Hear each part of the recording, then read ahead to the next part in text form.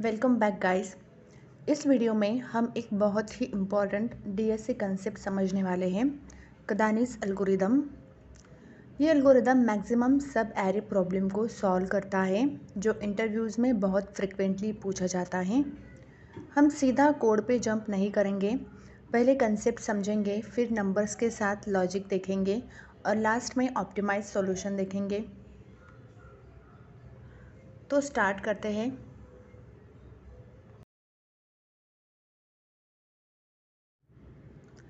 सबसे पहले problem clearly समझ लेते हैं। हमें एक इंटीजर एरे दिया है और हमें मैक्सिमम सम ऑफ कॉन्टिग्यूअस सब एरे निकालना है। कॉन्टिग्यूअस का मतलब एलिमेंट कंटिन्यूअस होने चाहिए, बीच में कोई एलिमेंट स्किप नहीं कर सकते। ये कंडीशन बहुत ही इम्पोर्टेंट है।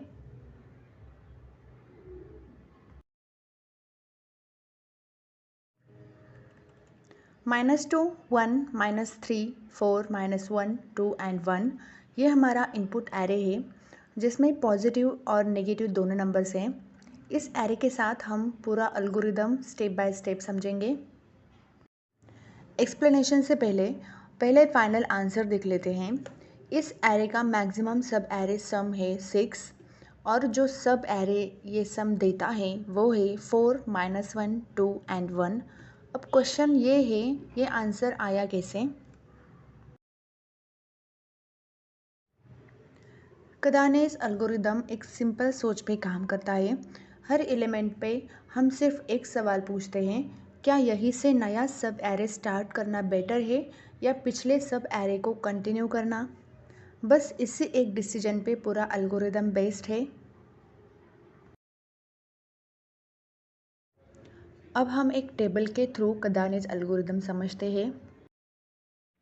इस टेबल के थ्रू अब हम कदानेस एल्गोरिदम समझेंगे। सबसे पहले हम एरे के फर्स्ट एलिमेंट से स्टार्ट करते हैं। यहाँ नंबर है -2। करंट सम और मैक्स सम दोनों को इसी वैल्यू से इनिशियलाइज कर देते हैं। इसी पॉइंट पे कोई कंपैरिजन नहीं होता क्योंकि यही से सब एरे स्टार्ट होता है। अब नेक्स्ट नंबर है 1। यहाँ हम क्वेश्चन पूछते हैं, एक अकेला बेटर है, 1 अकेला बेटर है या प्रीवियस सम के साथ ऐड करना बेटर है? तो -1 + 2 होता है -1, जो 1 से छोटा है, इसलिए यही से न्यू सब एरे स्टार्ट करना बेटर है। करंट सम होता है 1 और मैक्स सम होता है 1। अब नंबर है -3। प्रीवियस करंट सम 1 के साथ ऐड करने पे सम हो जाता है -2। करंट सम निगेटिव हो गया पर मैक्स सम अभी भी 1 ही रहेगा।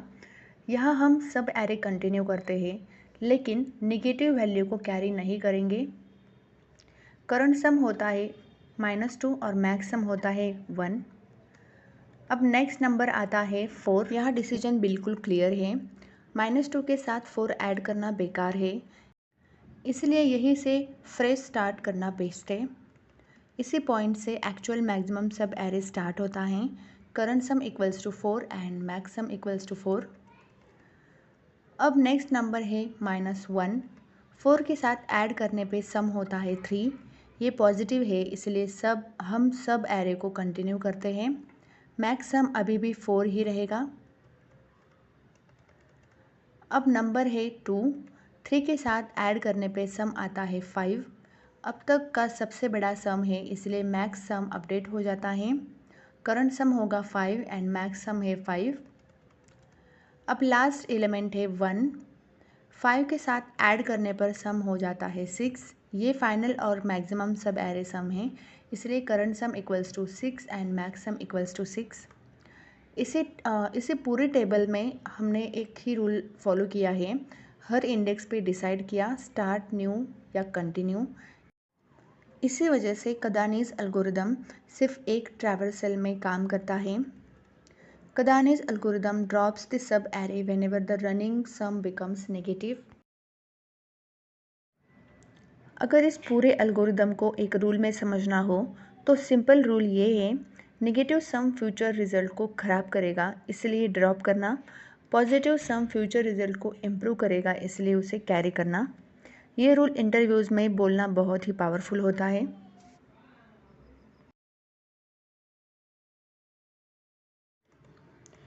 अब हम ब्रूट फोर्स अप्रोच समझते हैं। ब्रूट फोर्स का मतलब होता है हर पॉसिबल सब एरे ट्राई करना। सबसे पहले हम मैक्स सम को माइनस इन्फिनिटी से इनिशियलाइज करते हैं, क्योंकि एरे में नेगेटिव नंबर्स भी हो सकते हैं। अब आउटर लूप स्टार्ट होता है। आउटर लूप डिसाइड करता है सब एरे कहाँ से स्टार्ट होगा। हर इंडेक्स को एक बार स्टार्टिंग पॉइंट मान के चल रहे हैं। हर नए स्टार्टिंग इंडेक्स के लिए हम सम को 0 से रीसेट कर देते हैं। अब इनर लूप स्टार्ट होता है। यहाँ पे इनर लूप में हम इनर लूप सब एरे को राइट साइड में एक्सटेंड करता है। यहाँ हम एक एक करके एलिमेंट्स को ऐड कर जाते हैं। हर स्टेप पे हम करंट सम को मैक्स सम के साथ कंपेयर करते हैं।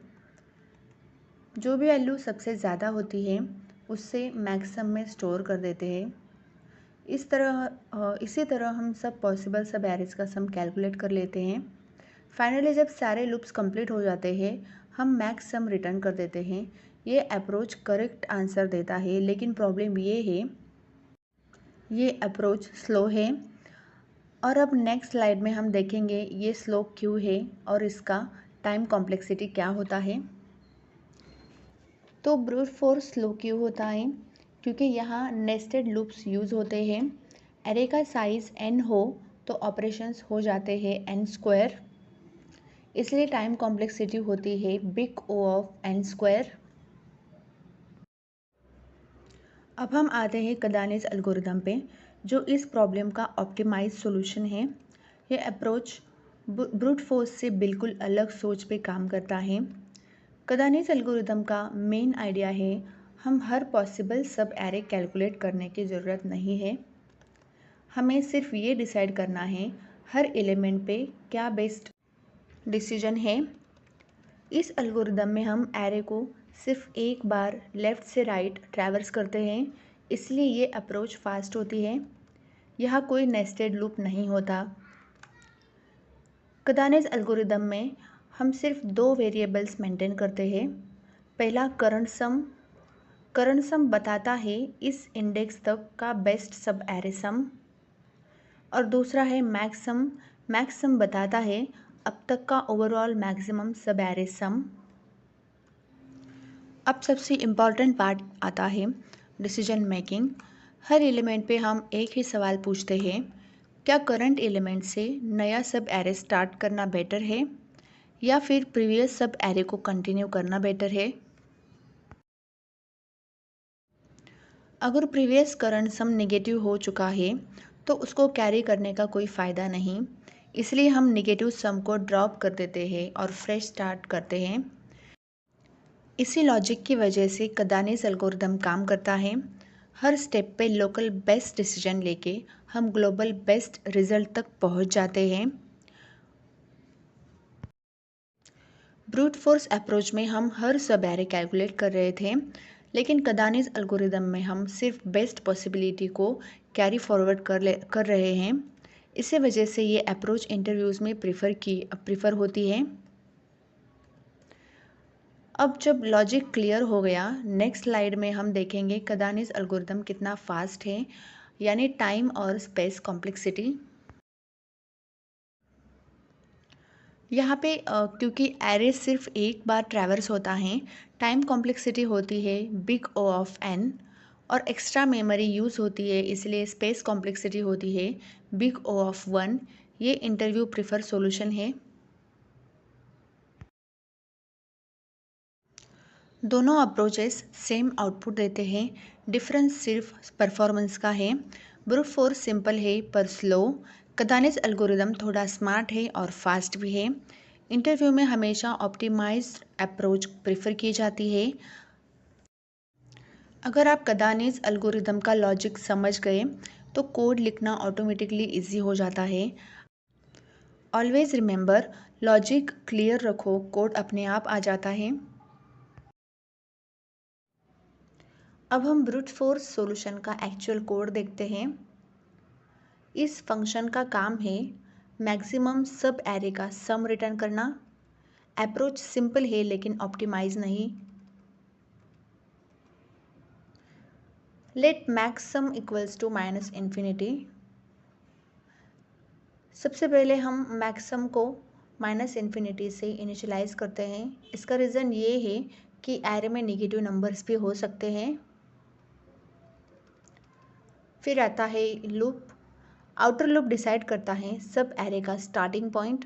हर इंडेक्स को एक बार स्टार्टिंग इंडेक्स मान के चल रहे हैं, मतलब पहले इंडेक्स 0 से स्टार्ट, फिर इंडेक्स 1 से स्टार्ट और फिर इंडेक्स 2 से। Let sum equals to 0। हर नए स्टार्टिंग इंडेक्स के लिए हम सम को 0 से रिसेट कर देते हैं। फिर इनर लूप आता है। इनर लूप सब एरे को राइट साइड में एक्सटेंड करता है। यहाँ हम सेम सब एरे में नेक्स्ट एलिमेंट्स ऐड करते जाते हैं। मतलब हम ये कैलकुलेट कर रहे हैं एरे ऑफ आई, फिर array of I plus array of I plus 1, array of I plus array of I plus 1 plus array of I plus 2 and so on. Next her step पे हम कंपेयर करते हैं जो अभी का सम है क्या वो पहले से स्टोर किया हुआ मैक्सिमम से बड़ा है। अगर हाँ तो मैक्सिमम अपडेट कर देते हैं। इसी तरह हम पॉसिबल सब एरे का सम चेक कर लेते हैं। जब सारे सब एरे चेक हो जाते हैं हम फाइनल मैक्सिमम रिटर्न कर देते हैं। यहाँ हम फंक्शन को सैम्पल एरे के साथ कॉल कर रहे हैं। इस इनपुट के लिए आउटपुट आता है 6 जो सब एरे 4 - 1 2 1 से मिलता है। Brute force solution correct answer देता है, लेकिन प्रॉब्लम परफॉर्मेंस की है क्योंकि नेस्टेड लूप्स की वजह से टाइम कॉम्प्लेक्सिटी हो जाती है big O of n square. यहाँ पे इसका आउटपुट देखिए। अब हम कदानेस एल्गोरिदम का ऑप्टिमाइज कोड देखते हैं। ये solution maximum sub array problem को सिर्फ एक ट्रैवर्सल में सॉल्व करता है। इस अप्रोच का टाइम कॉम्प्लेक्सिटी होता है बिग O ऑफ n।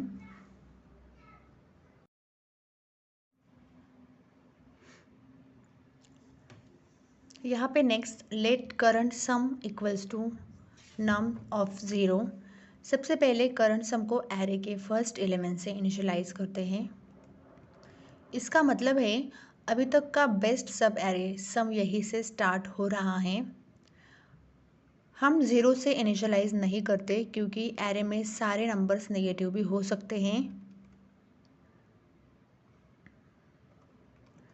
अब नेक्स्ट मैक्सिमम भी हम फर्स्ट एलिमेंट से इनिशियलाइज करते हैं। अब हम लूप स्टार्ट करते हैं सेकेंड एलिमेंट से। फर्स्ट एलिमेंट ऑलरेडी कंसिडर हो चुका है। हम एरे को लेफ्ट से राइट सिर्फ एक बार ट्रैवर्स कर रहे हैं। ये कदानेस एल्गोरिदम की सबसे इम्पॉर्टेंट लाइन है। यहाँ हम एक डिसीजन लेते हैं। क्वेश्चन ये है कि करंट एलिमेंट अकेला बेटर है या प्रीवियस सब एरे को कंटिन्यू करना बेटर है। अगर प्रीवियस करंट सम नेगेटिव हो चुका है तो उसको कंटिन्यू करने का कोई फ़ायदा नहीं है। अब हम करंट सम को मैक्स सम के साथ कंपेयर करते हैं। अगर करंट सम ज़्यादा है तो मैक्स सम अपडेट हो जाता है।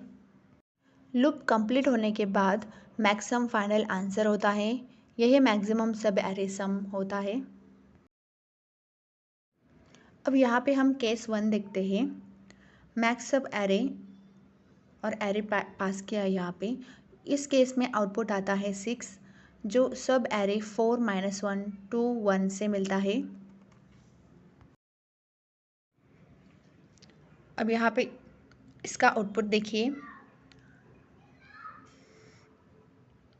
अब हम नेक्स्ट केस देखते हैं ऑल नेगेटिव नंबर्स का। यहाँ सब नंबर्स नेगेटिव है। कदानेस एल्गोरिदम 0 रिटर्न नहीं करता। इस केस में सबसे कम नेगेटिव नंबर -2 आंसर होता है। अब नेक्स्ट देखते हैं केस 3 सिंगल एलिमेंट। अगर एरे में सिर्फ एक एलिमेंट है तो वही आंसर होता है। तो इसका आउटपुट आता है 10। अब यहाँ हम केस 4 देखेंगे ज़ीरोज़। यहाँ 0 भी है और नेगेटिव भी। मैक्सिमम सब एरे सम होता है 0। कदानेस एल्गोरिदम हर एलिमेंट पे सिर्फ एक डिसीजन लेता है, स्टार्ट न्यू या कंटिन्यू। इसी वजह से एल्गोरिदम फास्ट होता है और इंटरव्यूज़ में प्रेफर किया जाता है। इस सॉल्यूशन का टाइम कॉम्प्लेक्सिटी होता है बिग O ऑफ n और स्पेस कॉम्प्लेक्सिटी है बिग O ऑफ 1। अगर ये लॉजिक क्लियर है तो मैक्सिमम सब एरे का प्रॉब्लम हमेशा क्लियर रहेगा।